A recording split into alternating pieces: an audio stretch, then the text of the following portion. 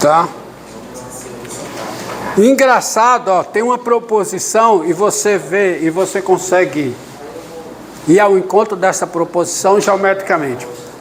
O que é que você acha que ocorre com a derivada num ponto que é ponto de máximo local? Ela é máximo deitada. Derivada, o que é que você acha que acontece com a derivada? É um número. O que é que você acha que acontece com a derivada num ponto que é ponto de máximo local? Derivada é zero ou não existe. É isso que ocorre. Vamos demonstrar isso. Então, isso diz onde é que você deve ir buscar os pontos de máximo local ou os pontos de mínimo local. Você deve procurar nos pontos onde a derivada é zero, aonde a derivada não existe. Porque se um ponto é ponto de máximo local ou ponto de mínimo local, nele a derivada é zero ou a derivada não existe. E a recíproca não é verdadeira. Vou demonstrar isso mais para frente. Mas você já consegue visualizar aqui. Mas pega esse exemplo aqui, ó. Seja f, ó, tá gravando outro? Seja f de R em R, para finalizar, ó. Seja f de R em R, a função dada por f de x igual a, olha aqui, ó, x2 mais x, se o x é maior que ou igual a zero, e x2 menos x, aliás, aqui é menos e aqui é mais, se o x é menor do que zero. Observe, entendeu? É duas funções quadráticas. Veja o seguinte, se você pegar um x no intervalo aberto, no intervalo 0 fechado, 1 aberto, você tem duas coisas. O x é maior que ou igual a zero. E se você pegar a diferença x menos 1, essa diferença é o quê? Negativo. Logo, silêncio pessoal, logo,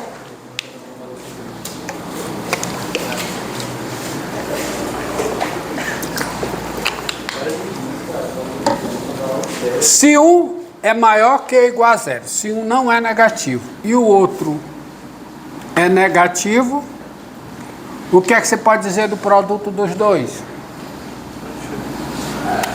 O produto dos dois, que é isso aqui, que é x2 menos x, isso é o quê?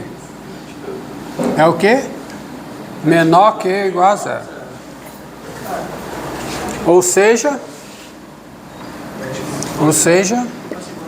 o f de x, ó, se x está aqui, quem é f de x? x2 menos x. O f de x é menor ou igual a zero, mas quem é o f do zero? É o f de zero.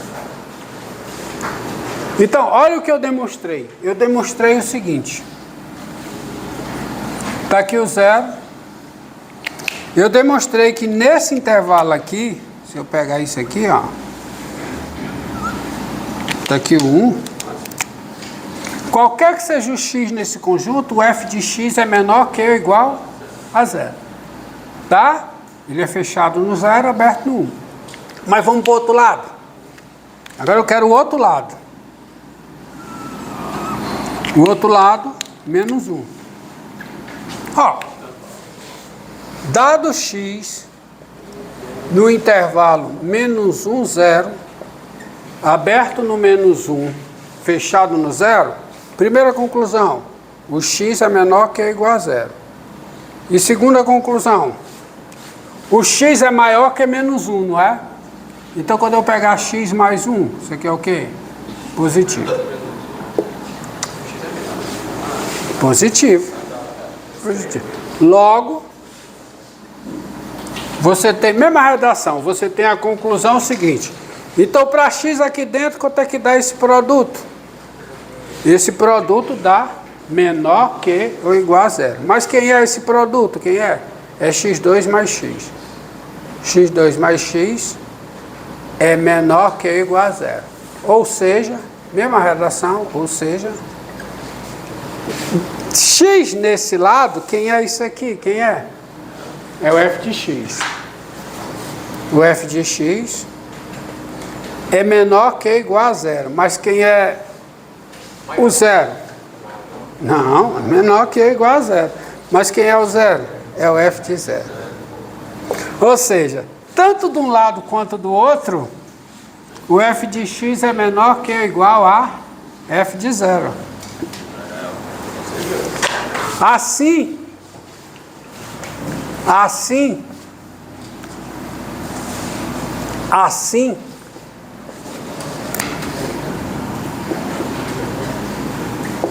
o f de x é menor do que f de zero, qualquer que seja x no intervalo aberto menos 1, 1, correto? E se o f de x é menor do que o f de zero, qualquer que seja x nesse intervalo, significa que o zero é ponto de mínimo da função no intervalo aberto, que contém o zero, nesse intervalo aberto. O zero é ponto de mínimo, não, é ponto de máximo. O zero é ponto de máximo de f nesse intervalo. Logo, zero é o quê? É ponto de máximo de f aonde? No intervalo que é aberto. Se zero é ponto de máximo de f no intervalo que é aberto, qual é a conclusão? Zero é ponto de máximo, muito bem, ponto de máximo local de f. Tá? É a definição. Para ser ponto de máximo local, tem que ser ponto de uma função, tem que ser ponto de máximo da função em algum intervalo aberto. A isso te remete à primeira definição. Ponto de máximo de uma função num conjunto. É essa a grande definição, tá? Entendido? Aí tem uma coisa que eu não vou escrever não, vou só falar, que é o seguinte. Nós dizemos, você tem uma função, um número real P, uma função f, um número real P e um conjunto A. Nós dizemos que P é ponto de extremo da função f no conjunto A, quando P é ponto de máximo da função em A, ou é ponto de mínimo da função f em A. Então, é um extremo, quer dizer, ou é ponto de máximo, ou é ponto de mínimo.